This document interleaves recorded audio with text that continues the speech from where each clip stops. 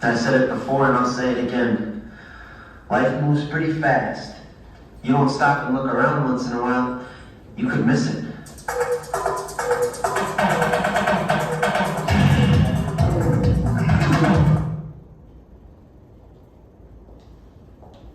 Life does move pretty fast.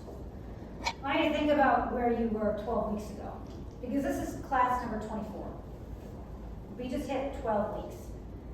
And think about where you were when you first walked in 24 classes ago, and how you felt, and where you are now, and everything that you've accomplished. Because I guarantee on day one, you probably didn't even think you'd survive the first class, barely the first week.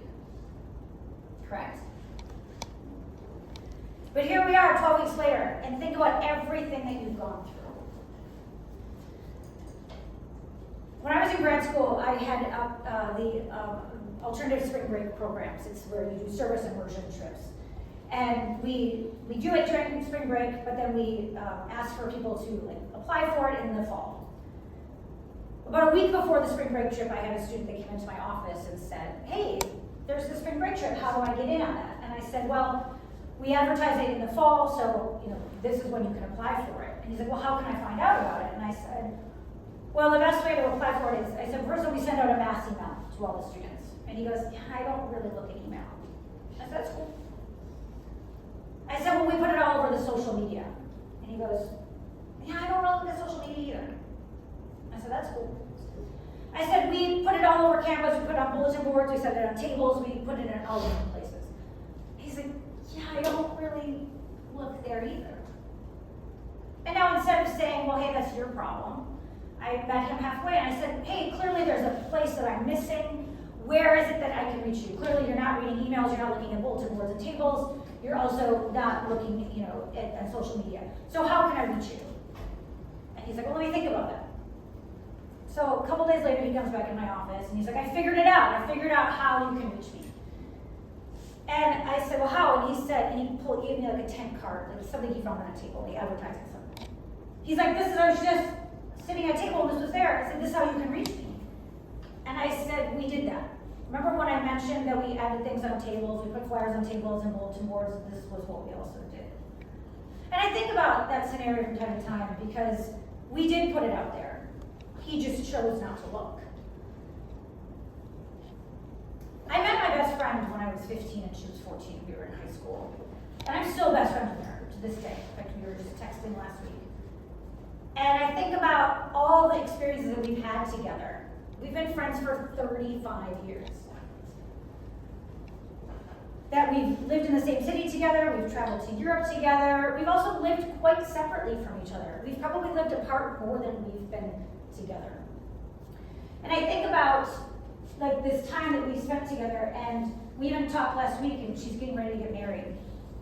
She'll be 50 next year. And something that I keep thinking about that happened on Tuesday, actually, in this class, was that when you're all preparing to talk about this assignment, Jesus, you said something to me that I can't shake at all. I can't stop thinking about it. And I remember sitting in that chair over there, and you said, think about when you were our age, back when you were in your prime. And I thought, wow, does this dude think that I'm getting ready to die? Thank you. And I think about that, and I'm thinking, how old are you? 19. 19, okay. You couldn't pay me enough money to be 19 again. This is great, I'm glad I was 19, but I love being 50. And I feel like I'm in my prime now, but I also felt that I was in my prime in my 40s, in my 30s, in my 20s. And even at 19, I felt that way. And I think you always should. Now, I brought up my friend Amy because she's getting ready to get married, and so we're talking about this when we're going to Hawaii. I'm actually not even having class the very first week of January of 2026 because I'm going to be in Hawaii celebrating her. And I think about all of the things that we've experienced and how we've been friends for 35 years. We've been friends longer than we haven't known each other. And that quote from the classic Ferris Bueller that I showed you in the beginning, that life does move really fast. And that if we don't look around, we're going to miss it.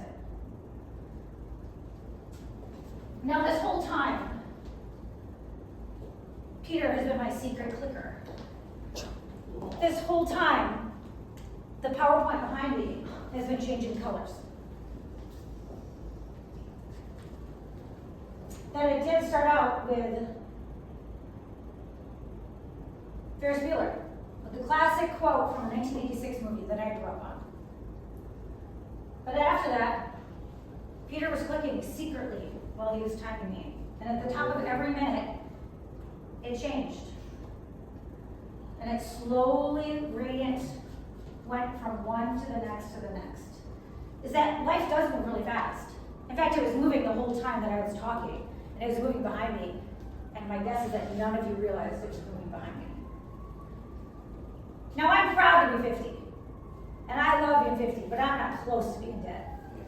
Not even fucking close. There is so much more I want to accomplish. But I'm going to tell you again, life does move pretty fast. And when you think about the 12 weeks went by like that. Right.